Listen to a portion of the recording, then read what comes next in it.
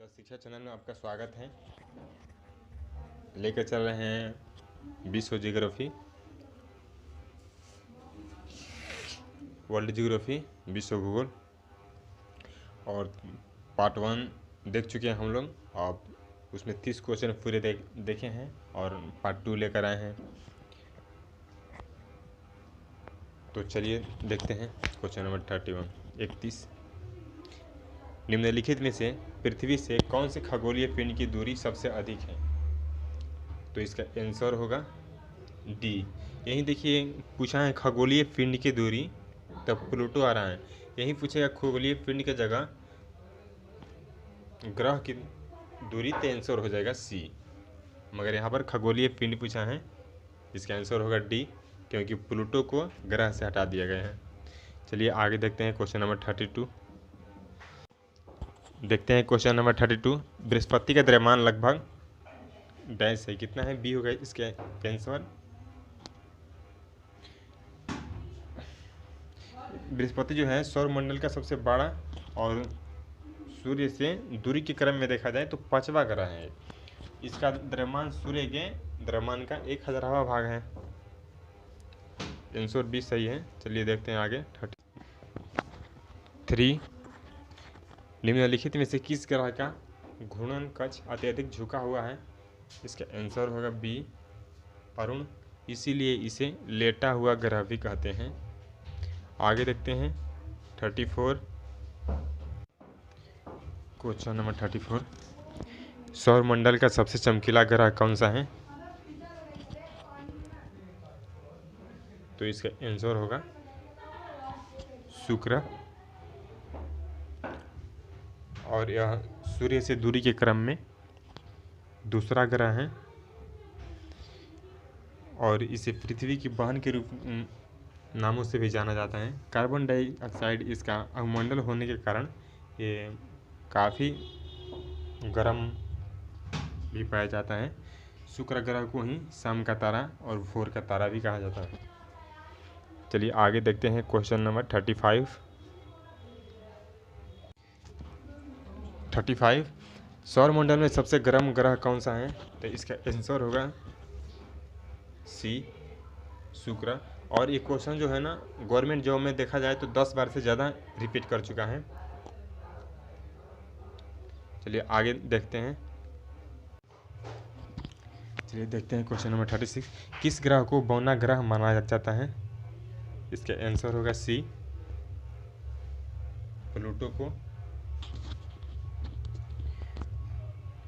इसे 2006 में प्राग में हुई अंतर्राष्ट्रीय खगोलीय संघ की बैठक में प्लूटो को ग्रहों की श्रेणी से हटा करके बौना ग्रह की श्रेणी में डाल दिया गया था।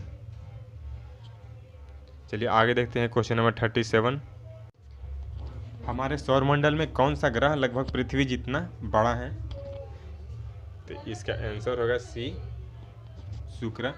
लगभग इसका जो बनावट है ना पूरी तरह से और आकार पृथ्वी के समान ही है, इसीलिए इसे पृथ्वी का जुड़वा ग्रह या सिस्टर प्लैनेट भी कहते हैं। चलिए आगे देखते हैं 38। देखिए फिर रिपीट वही क्वेश्चन किया है। निम्नलिखित में से ग्रह को पृथ्वी का जुड़वा भी कहा जाता है, किसको? तो शुक्र को बी। चलिए क्वेश्चन नंबर 39। चांद की तरह प्रवस्थाएं दिखाने वाला ग्रह कौन सा है? इसका आंसर होगा ए, शुक्र। वही क्वेश्चन है।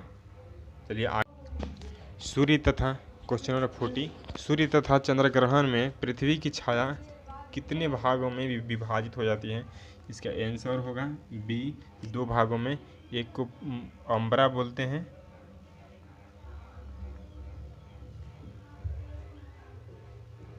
और एक को पेनम्बरा बोलते हैं।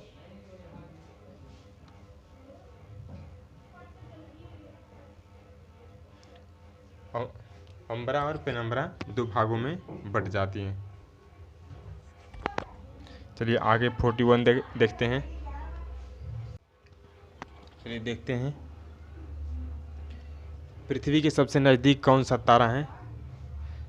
तो इसका आंसर होगा ए, सूर्य है। चलिए आगे देखते हैं जो 15 करोड़ किलोमीटर दूर हैं।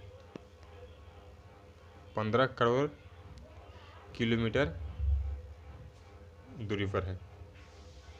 चलिए देखते हैं आगे। सूर्य के बाद पृथ्वी से सबसे नज़दीक तारा कौन सा है?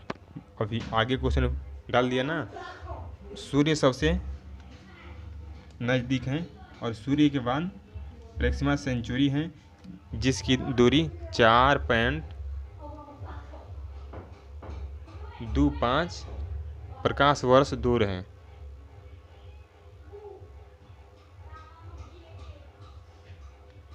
प्रकाश वर्ष दूर है 4.25। चलिए देख रहे हैं आगे। सूर्य की पृथ्वी से लगभग दूरी कितनी मिलियन है? तो देखिए फिर वही क्वेश्चन डाल दिया। बोला था पिछली बार 15,000 किलोमीटर दूर है और यहाँ पर डाल दिया कि मिलियन में बताना है। तो सिंपल सी बात है, ए 150 मिलियन। आगे देखते हैं। चलिए आगे देखते हैं क्वेश्चन नंबर 44। सूर्य का पृष्ठीय तापमान कितना आंका गया है? तो ए आंका गया है, इसका आंसर होगा ए 6000 डिग्री सेल्सियस। और इसे केंद्र के तापमान 15 मिलियन डिग्री सेंटीग्रेड तक आंका गया है। सूर्य के धरातल से ऊपरी वाले मंडल को 3 भागों में बांटा गया है। प्रकाश मंडल, वर्ण मंडल और एक कोरोना में विभाजित किया गया है। सूर्य के धरातल को प्रकाश मंडल कहते हैं। वर्ण मंडल सूर्य का अवमंडल है और यह प्रकाश मंडल के ऊपर एक आवरण के रूप में फैला हुआ है। कोरोना सूर्य के अवमंडल का सबसे बाहरी आवरण है जो वर्ण मंडल के ऊपर पाया जाता है। इसका विस्तार कई मिलियन तक पाया जाता है। यहाँ से बहुत बार क्वेश्चन डाला गया है। चलिए देखते हैं आगे। 45 सूर्य की बहुमतम परत को क्या कहते हैं? इसको कोरोना कहते हैं। फिर वही क्वेश्चन डाल दिया। जो 44 में बोले हैं उस पर लगभग 100 क्वेश्चन गवर्नमेंट जॉब में पूछ चुका है। उसको एक बार देख लीजिएगा, आगे सारा क्वेश्चन पकड़ा जाएगा। 46 देखते हैं। सूर्य की ऊर्जा का स्रोत किस प्रक्रिया में निहित है? इसका आंसर होगा सी, नाभिकीय संलयन में निहित है। चलिए आगे देखते हैं। 47 देखते हैं। 48 पृथ्वी कितनी पुरानी है, इसका निर्धारण किस प्रकार किया जाता है? तो इसका आंसर होगा बी, रेडियोमेट्रिक काल निर्धारण से किया जाता है। रेडियोमेट्रिक एक ऐसा तकनीक है जो चट्टान क्षय होते हैं ना, उसके समस्थानिक के क्षय होने की दर के हिसाब से जुड़ करके वो पूरे पता बताती हैं कि वो कितनी पहले पृथ्वी का निर्माण हुआ होगा। चलिए आगे देखते हैं। 49 चलिए देखते हैं क्वेश्चन नंबर 49। निम्नलिखित में से किसको लाल ग्रह कहा जाता है? और इसका आंसर होगा सी, मंगल ग्रह। सूर्य से दूरी के क्रम में एक चौथा तथा आकार की दृष्टि से एक 7वां स्थान का ग्रह है मंगल। इसकी छवि लाल रंग जैसे दिखती है, इसीलिए इसे मंगल ग्रह कहते हैं, सॉरी लाल ग्रह कहते हैं। आगे देखते हैं 50 नंबर क्वेश्चन। चलिए क्वेश्चन है 50। मंगल की परिक्रमा कक्षा में जाने वाले प्रथम एशियाई देश का नाम बताइए। तो इसका आंसर होगा बी, भारत। एशिया में पूछ रहा है, एशियाई देश में तो भारत होगा। और यदि पूरी विश्व में पूछेगा तो अमेरिका होगा। सोवियत संघ भी गया है और यूरोप भी गया है। चलिए आगे देखते हैं क्वेश्चन नंबर 51। निम्नलिखित में से किसे ब्लू प्लेनेट कहा जाता है? इसका आंसर होगा बी, पृथ्वी, जिसे हम रहते हैं। पृथ्वी पर जल अत्यधिक मात्रा में होने के कारण यांत्रिक से नीला दिखाई देता है और इसी के कारण इसे ब्लू प्लेनेट भी कहा जाता है। चलिए आगे देखते हैं क्वेश्चन नंबर 52।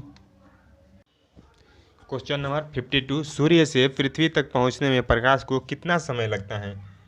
तो लगभग 8 मिनट 20 सेकंड लगता है। इसका आंसर बी होगा। चलिए आगे देखते हैं 53। सूर्य की रोशनी को पृथ्वी तक पहुंचने में लगभग कितना टाइम लगता है, तो 8 मिनट 20 सेकंड के करीब जो होगा वही होगा। इसका आंसर होगा सी।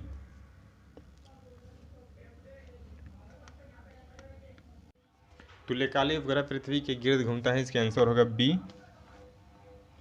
पश्चिम से पूर्व की तरफ। आगे बढ़ते हैं 55। चलिए देखते हैं क्वेश्चन नंबर 55। निम्नलिखित में से किस क्षेत्र में मध्य रात्रि सूर्य को देखा जा सकता है? तो ये एक प्राकृतिक घटना है जो कर्क संक्रांति और मकर संक्रांति के दौरान आर्कटिक और अंटार्कटिक क्षेत्रों में देखी जाती है। यह कनाडा, डेनमार्क, फिनलैंड, नॉर्वे, रूस, स्वीडन, संयुक्त राज्य अमेरिका और आइसलैंड देशों में देखी जा सकती है। इसका आंसर होगा सी, आर्कटिक और अंटार्कटिक क्षेत्रों में। चलिए आगे देखते हैं क्वेश्चन नंबर 56। क्वेश्चन नंबर 56, मध्य रात्रि सूर्य का क्या अर्थ है? और सूर्य का ध्रुवीय वृत्त में देर तक चमकना। इसका आंसर होगा डी, 57। देखते हैं आगे क्वेश्चन 57। नासा ने किसका अध्ययन करने के लिए मैसेंजर सैटेलाइट का लॉन्च किया था? मैसेंजर का फुल फॉर्म होता है mercury surface space environment Jio chemistry and ranking. इसको मिला करके एक मैसेंजर बताता हूँ। मैसेंजर सैटेलाइट को इसलिए लॉन्च किया गया था, इसे 2004 में किया गया था। इसके रासायनिक संगठन, भूविज्ञान, चुंबकीय क्षेत्र के अध्ययन के लिए बुध ग्रह पर भेजा गया था। इसका आंसर होगा बी, ए। चलिए आगे देखते हैं क्वेश्चन नंबर 58। हम सदैव चंद्रमा के उसी पृष्ठ को क्यों देखते हैं? तो इसका आंसर होगा सी, कि पृथ्वी का चक्कर लगाने और धुरी पर घूमने में समान समय लेता है। चलिए 59 देखते हैं। ग्रहण के दौरान, यही क्वेश्चन बहुत बार पूछा गया है। 59, ग्रहण के दौरान पड़ने वाली छाया का सबसे काला भाग को क्या कहते हैं? इसके आंसर होगा बी, प्रछाया कहते हैं। चलिए 60 क्वेश्चन देखते हैं। लघु ज्वार, क्वेश्चन नंबर 60, लघु ज्वार भाटा क्या होते हैं? ते दुर्बल होते हैं। इसका आंसर होगा बी। चलिए देखते हैं आगे।